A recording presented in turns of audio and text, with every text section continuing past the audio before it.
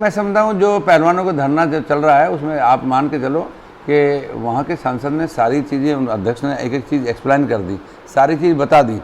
अब वो उससे हट के कहीं राजनीति रंग ले रहा है, और राजनीतिक रंग लेता है तो फिर वो दूसरी दशा में चला जाता है। नहीं तो जिस हिसाब से मान लो कोई भी किसी उसका अध्यक्ष होता है, अगर कोई डांटता भी है, कोई बात भी करता है तो बच्चे की तरह डांटता है, बच्चे की तरह बात करता है, और उसके बात भी होते तो बात शॉर्ट आउट हो जाती है। लेकिन मैं समझता हूँ वो पहले भी बैठे, फिर उसके बाद में शॉर्ट आउट हो गया, उसके बाद में फिर उन्होंने मुद्दा बना रखा है। तो मैं समझता हूँ इस बात का शायद कोई लंबा वो नहीं है, लेकिन अगर अगला आदमी आज भी बैठ के बात करने को तैयार है तो उस बात को, मुद्दे को निपटाना चाहिए, उसको लंबा नहीं करना चाहिए। देखिए खिलाड़ी मांग खूब मांगे, कोई दोहरा ही नहीं, देश का गौरव है, वो मांगे जितनी मांगे है, लेकिन मेरा मतलब है कि ये अनर्गल बातें करने से मांग नहीं होती।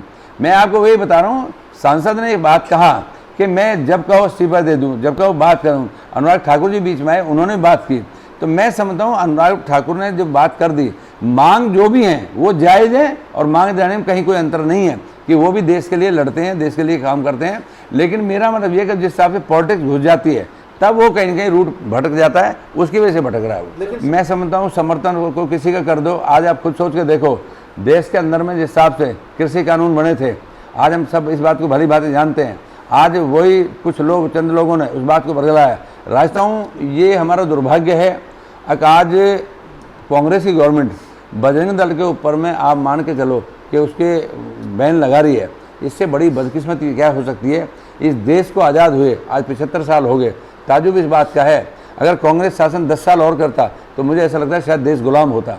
आज ताजुब इस बात का, भगवान राम को कौन नहीं जानता? इस देश के अंदर में, हिंदुस्तान के अंदर में भगवान राम का मंदिर नहीं बने, इससे बड़ी बदकिस्मत क्या हो सकती है?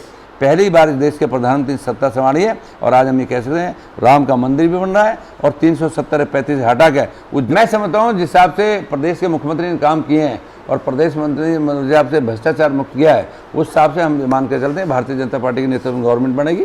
कहीं कोई दो राय की बात नहीं।